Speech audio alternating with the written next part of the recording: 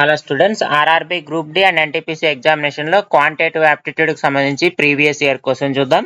Simple problem ఇది. 18% of 150 is.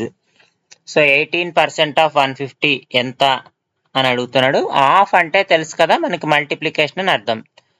So అంటే 18 into 150 divided by 100.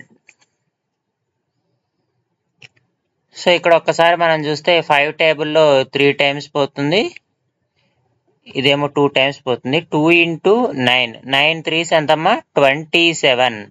So 27, that is option C is the correct answer. ఇంకో రకంగా కూడా చేయొచ్చు. మనకి 18% ఆఫ్ 150 అన్నా 150% ఆఫ్ 18 అన్నా కూడా ఒకటే. 150% ఆఫ్ 18 అంటే 100% ఆఫ్ 18 అంటే 18 వస్తుంది. 50% అంటే 18లో సగం 9. సో 18 ప్లస్ 9 ఎంత అవుతుంది? 27 అవుతుంది. అప్పుడు కూడా ఆన్సర్ ఎంత వచ్చింది? మనకి 27 వచ్చింది. ఇలా పర్సంటేజ్లో అయినా వేయచ్చు, లేదా ఈ ఫార్ములా అన్న ఉపయోగించవచ్చు. ఎలా చూసుకున్నా మనకు ఆన్సర్ 27 వస్తుంది.